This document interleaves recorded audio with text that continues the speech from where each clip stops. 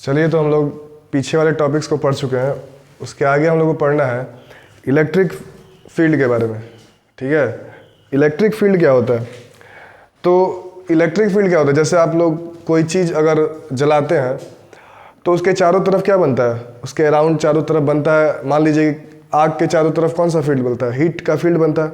ठीक है, उसमें यह क्षेत्र बनता है। वैसे ही क्या कर सकते हैं आप, अलग अलग चीज़ों के मैग्नेट के चारों तरफ मैग्नेटिक फील्ड बनता है। वैसे ही अगर हम लोग क्या करें, किसी चार्ज को रख देते हैं तो उसके चारों तरफ क्या बनता है, एक फील्ड बनता है, जिसको क्या बोलते हैं, इलेक्ट्रिक फील्ड बोलते हैं। क्या बोलते हैं? Electric field. हिंदी में इसको बोलते हैं वैद्युत क्षेत्र। वैद्युत क्षेत्र, इंग्लिश में इसको बोलते हैं इलेक्ट्रिक फील्ड।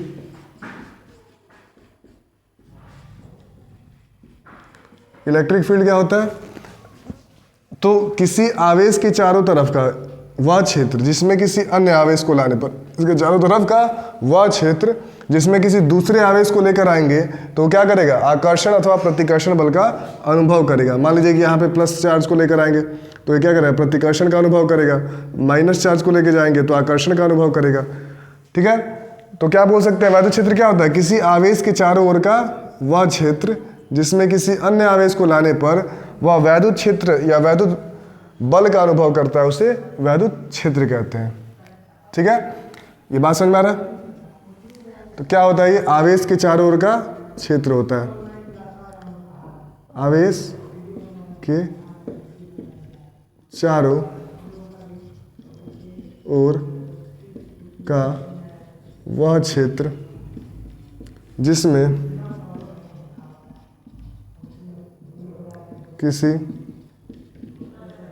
अन्य आवेश को लाने पर वह वैद्युत बल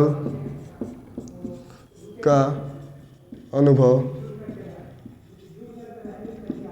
करता है। ठीक ना, उसे क्या कहते हैं, उसे वैद्युत क्षेत्र कहते हैं। वैद्युत क्षेत्र क्या होता है? आवेश के चारों ओर का वह क्षेत्र जिसमें किसी अन्य आवेश को लाने पर वह वैद्युत बल का अनुभव करता है, उसे वैद्युत क्षेत्र कहते हैं।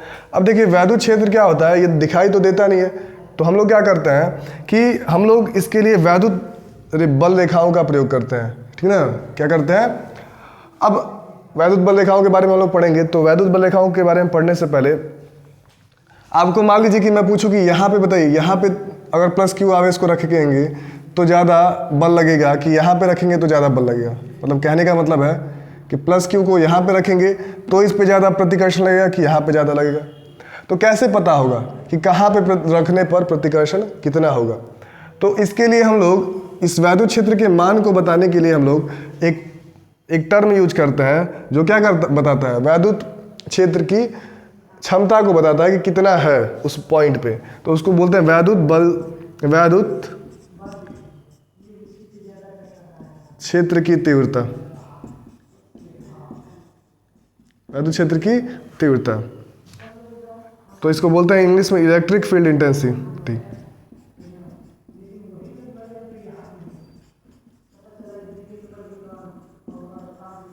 इलेक्ट्रिक फील्ड इंटेंसिटी ये क्या होता है? तो वैद्युत क्षेत्र में रखे एकांक धन परीक्षण आवेश, वैद्युत क्षेत्र में रखे एकांक धन परीक्षण आवेश। एकांक धन परीक्षण आवेश क्या होता है? टेस्ट चार्ज बोलते हैं इसको। जैसे चूहा बिल्ली होता है ना, जिस पे टेस्ट किया जाता है, वैसे ये भी एक टेस्टिंग चार्ज होता है और इसको हमेशा प्लस में लिया जाता है। तो एकांक धन परीक्षण आवेश पर वैद्युत क्षेत्र में लगने वाले बल को वैद्युत क्षेत्र की तीव्रता कहते हैं। एकांक धन परीक्षण आवेश पर वैद्युत क्षेत्र में लगने वाले बल को वैद्युत क्षेत्र की तीव्रता कहते हैं। यानी वैद्युत क्षेत्र की तीव्रता बराबर E = F/Q0। यहाँ पे E वैद्युत क्षेत्र की तीव्रता को E से निरूपित करता है और ये क्या होता है, F/Q0 होता है। ठीक है, ये बात समझ में आ रहा है? और यहाँ पे देखिए, अगर पूछा जाए कि वैद्युत क्षेत्र की तीव्रता एक सदिश राशि है, इसकी दिशा किधर होती है, तो धनावेश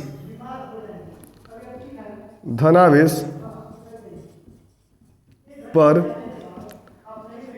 लगने वाले बल की दिशा में होती है, है। ठीक है, बात ये समझ में आ रहा है? धनावेश पर लगने वाले बल की दिशा में होती है।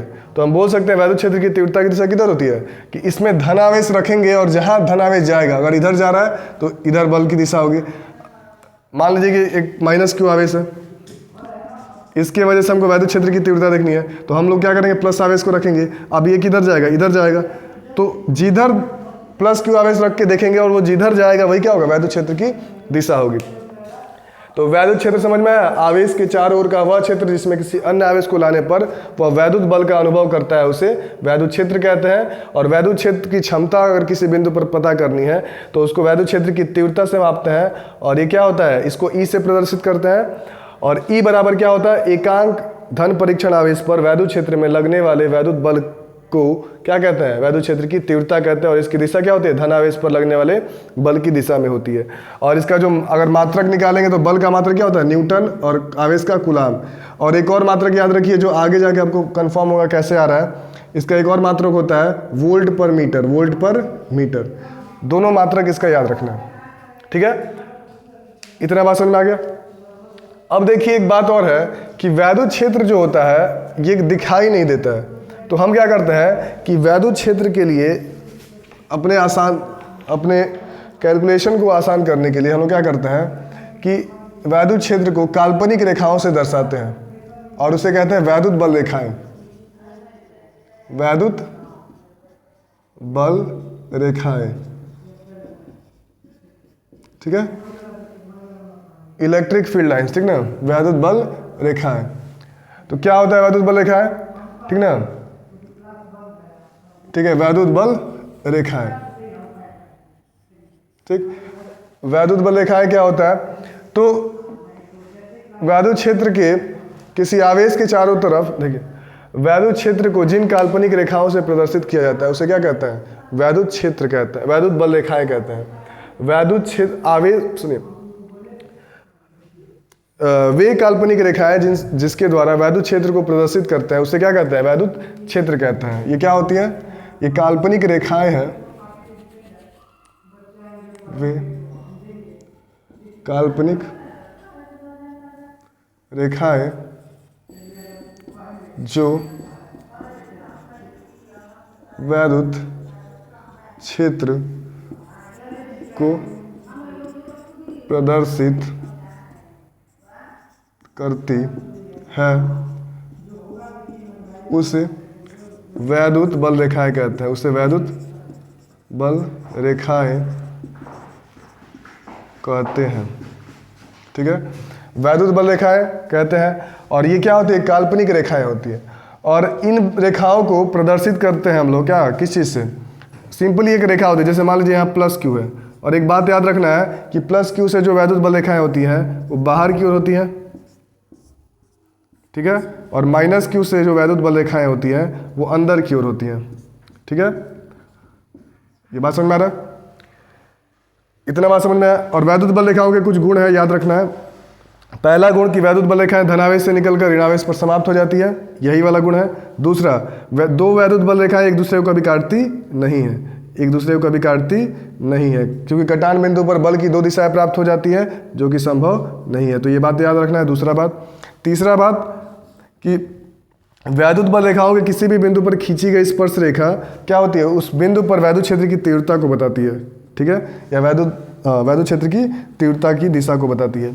चौथा बात यह है कि वैद्युत बल रेखाएं सदैव सतह से लंबवत निकलती है। मान लीजिए कि ये कोई सतह है, इस पे आवेश है, ठीक है, तो इस पे आवेश निकलेगा तो हमेशा इससे वैद्युत बल रेखाएं निकलेगी तो सदैव लंबवत निकलेंगी, ठीक ना, ये बात याद रखिए। इससे जो वैद्युत बल रेखाएं निकलेंगी वो लंबवत निकलेगी। ठीक है, तो बात यही याद रखना है कि क्या होता है, वैद्युत बल रेखाएं क्या होती हैं, ये काल्पनिक रेखाएं होती है जो वैद्युत क्षेत्र को प्रदर्शित करती है, और ये रेखाएं क्या होती है, धनावेश से निकलकर ऋणावेश पर समाप्त हो जाती है। ये रेखाएं एक दूसरे को कभी काटती नहीं है, और ये रेखाएं क्या होती है, इन रेखाओं पर खींची गई स्पर्श रेखा क्या करती है, बल की दिशा को बताती है। और इस पे कभी भी हम लोग क्या करेंगे, लंबवत लाइन खींचेंगे तो बल की दिशा को बताएगा। ठीक है, तो इतना हो गया। इसके बाद हम लोग कल देखेंगे अपने नेक्स्ट वीडियो में, ठीक ना।